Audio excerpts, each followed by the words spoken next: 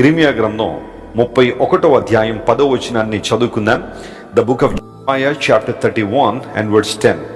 జనులారా, యెహోవా మాట వినుడి, దూరమైన ద్వీపముల్లోని వారికి దాన్ని ప్రకటించుడి. ఇశ్రాయేలును చెదరగొట్టిన వాడు వాని సమకూర్చి గొర్రెల కాపరి తన మందను కాపాడును అని తెలియచేయడి. ఒక చక్కని వాగ్దానాన్ని ఇక్కడ మనం చూస్తున్నాం. గమనించిన ప్రియులారా, ఇర్మీయా గ్రంథంలో ఎన్నో అద్భుతమైన వాగ్దానాలు కూడా మనకు కనబడతాయి. తన ప్రజలు దారి తప్పిపోయినప్పుడు, పాపంలో పడి దేవుని విడిచిపెట్టినప్పుడు దేవుడు తన ప్రవక్తలను పంపించి తన ప్రజలను హెచ్చరిక చేశాడు. దేవుని వైపు తిరగాలి. ఆయన్ను కలిగి ఉన్నప్పుడే ఆధ్యాత్మికమైన దీవెనలు, ఆయన కలిగి ఉండడమే భాగ్యము. ఆయన్ని విడిచి తిరిగినప్పుడు శత్రువు నాశనానికి తీసుకువెళ్తాడు, లేదా ఆయన్ని విడిచి తిరిగినప్పుడు మానవుడు అన్ని విధాలుగా నష్టపోతాడనే విషయం చాలా స్పష్టంగా ప్రవక్తలు ప్రజలకు తెలియజేశారు. అందులో ఇర్మీయా అనే దైవజనుడు ప్రవక్త కూడా ఒకడు. ఇర్మీయా అనే మాటకు దేవుడు కనుగొనును అని అర్థం. జెహోవా ఫైండ్స్ అని ఇర్మీయా అనే మాటకు అర్థంగా మనం చెప్పుకుంటే, ఇర్మీయా గ్రంథంలో రాయబడిన అనేకమైన వచనాలు జాగ్రత్తగా మనం పరిశీలన చేసినప్పుడు దేవుని వైపు ఒక వ్యక్తి తిరిగితే ఆ వ్యక్తి జీవితంలో ఎలాంటి ఆశీర్వాదాలు ఉంటాయో స్పష్టంగా మనం చూడగలుగుతున్నాం. ఈ చదవబడిన వాక్య భాగంలో 2 వాగ్దానాలు ఇక్కడ మనం గమనించాలి. ఒకటి, చెదరిపోయిన వారిని దేవుడు సమకూర్చువాడు. Praise the lord.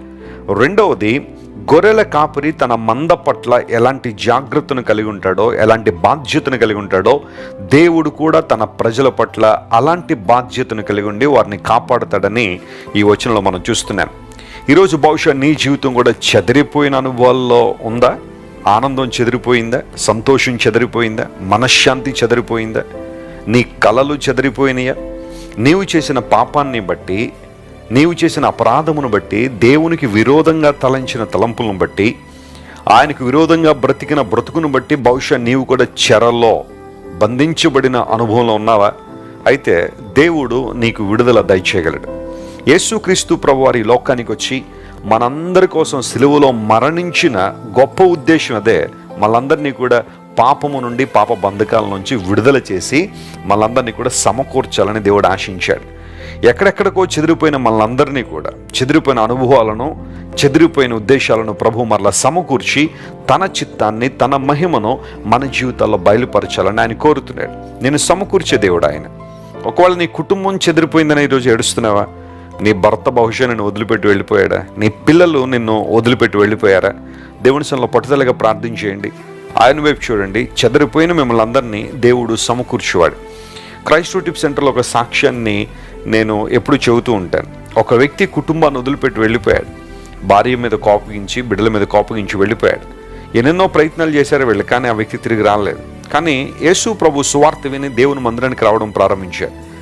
ఎంత గొప్ప కార్యం దేవుడు చేశాడంటే, సుమారుగా 11 సంవత్సరాలు కుటుంబాన్ని వదిలిపెట్టి వెళ్ళిపోయిన వ్యక్తి మరలా తిరిగి రావడానికి ప్రభు సహాయం చేశారు. ఆ కుటుంబంలో గొప్ప ఆనందం, సంతోషాన్ని దేవుడిచ్చాడు. ఆయన నిన్ను సమకూర్చువాడు. ఆయన ఇదే నమ్మకం, ఇదే విశ్వాసం నువ్వు దేవుని మీద కలిగి ఉండగలిగితే గొప్ప కార్యాలు చూస్తావు. నువ్వేదైతే కోల్పోయావు పాపం చేయడం ద్వారా, అపరాధముల్లో బ్రతకడం ద్వారా, దేవునికి అయిష్టంగా బ్రతకడం ద్వారా ఏవేవైతే కోల్పోయావో తిరిగి సమకూర్చి నిన్ను దీవించగలిగిన దేవుడు ఆయన. రెండోదిగా మనం చూస్తే, గొర్రెల కాపరి తన మందను కాపాడునట్లు అనే మాట. దేవుడు అనేక సార్లు తను తాను కాపరిగా ఆయన ఐడెంటిఫై చేసుకున్నారు. ఆయన తను తాను పోల్చుకున్నారు కాపరిగా. ఒక గొర్రెల కాపరి తన మంద పట్ల ఎలాంటి బాధ్యతను కలిగి ఉంటాడు?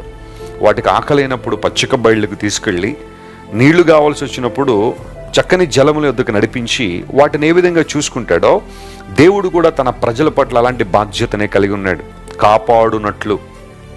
మీకు విషయం తెలుసా, చాలాసార్లు మనం అడగకుండానే దేవుడు అనేకమైన ఉపద్రవాల నుంచి, కీడుల నుంచి మనల్ని కాపాడుతున్నాడు. నిన్ను కాపాడువాడు కునుకుడు నిద్రపోడని వాగ్దానం చేసిన దేవుడు. బహుశా ఈరోజు నీలో ఒక భయం ఉందేమో.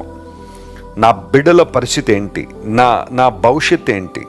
అనారోగ్యము కబళించింది, డాక్టర్లు ఏదేదో చెబుతున్నారు, నన్ను కాపాడేవారు ఎవరు? ఈ పరిస్థితుల నుంచి నన్ను విడుదల చేసేవాళ్ళు ఎవరు? లేదా ఒక అనుకోని సమస్య, ఒక అనుకోని నష్టము నీ మీద పడినప్పుడు ఆ హృదయంలో ఉండే అలజడి, ఆందోళన అంతా ఇంత కాదు. ఒకవేళ అదే స్థితిలో నీవు ఉంటే దేవుడు నీతోనే మాట్లాడుతున్నాడు. నిన్ను కాపాడుతున్న నీ దేవుడు ఆయన ఎప్పుడు కునుకుడు నిద్రపోడు.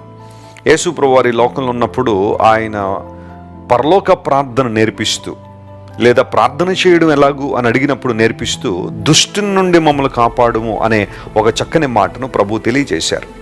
అనగా దుష్టుడు ఒక వ్యక్తిని ప్రక్కదోవలో నడిపించడానికి, దేవుని దూరం చేయడానికి ఎన్నో ప్రయత్నాలు చేస్తుంటాడు. మీ విరోధిన అపవాది ఎవరిని మృంగుదునని గర్జించు సింహంలే వెదకుచూ తిరుగులాడుచున్నాడని పేతురు మహాశయుడు అన్నట్టుగా దుష్టుని పని దేవుని పనిని పాడు చేయడమే. అయితే దేవుని బిడ్డలుగా మనం చేయాల్సిన పని ఏంటంటే, ప్రభువా దుష్టుని యొక్క పన్నాగముల నుంచి, వాడి తంత్రముల నుండి, వాడి యొక్క ఉద్దేశాల నుంచి నన్ను కాపాడు, నా కుటుంబాన్ని కాపాడు, నా బిడ్డలను కాపాడు అని మనం ప్రార్థన చేసినప్పుడు దేవుడు తన వాగ్దానాన్ని మన జీవితంలో ఆయన నెరవేరుస్తారు. ఇంటి నుండి బయటికి వెళ్ళేటప్పుడు ప్రార్థన చేసుకుని వెళ్ళండి. ఏదైనా ఒక ప్రయాణాన్ని ప్రారంభించేటప్పుడు ప్రార్థనతో ప్రారంభించండి. ఏదైనా ఒక పనిని ప్రారంభించేటప్పుడు చిన్నదో పెద్దదో ప్రార్థన ద్వారా మీరు ప్రారంభించగలిగితే ఖచ్చితంగా మీ జీవితంలో విజయాన్ని చూస్తారు. Your God is the one who keeps you. నీ దేవుడు నిన్ను భద్రపరచువాడు, నిన్ను కాపాడువాడు గనుక ఏ విషయానికి అధైర్యపడొద్దు, కృంగిపోవద్దు. ప్రభు వైపు చూడండి. అసాధ్యాలను దేవుడు సాధ్యపరిచే దేవుడు. ప్రార్థన చేసుకుందాం. కళ్ళు మూసుకునండి. ప్రేమగల తండ్రి, ఇంతవరకు నువ్వు మాట్లాడిన ప్రతి మాటను బట్టి నీకు వందనాలు. మా జీవితాల్లో నువ్వు కలిగి ఉన్న ఉన్నతమైన ప్రణాళికను బట్టి నీకు వందనాలు. చెదరిపోయిన మమ్మల్ని సమకూర్చే దేవుడు, గొర్రెల కాపరి తన మందను కాపాడునట్లుగా మమ్మల్ని కాపాడే దేవుడు గనుక నీకు స్తోత్రాలు. ఈ వాగ్దాన సందేశాన్ని మా ప్రియులు ఎక్కడెక్కడి నుంచి అయితే, ఏ దేశాల నుంచి, ఏ రాష్ట్రాల నుండి, ఏ ప్రాంతాల నుండి, ఏ పరిస్థితుల నుంచి అయితే వీక్షిస్తున్నారో వారందరినీ నీ ఆత్మచేత నింపి బలపరచని నీ మహిమ కోసం వాడుకునండి. ఈ రోజంతట్లో కావలసిన శక్తిని, బలాన్ని, జై జీవితాన్ని వారికి అనుగ్రహించండి.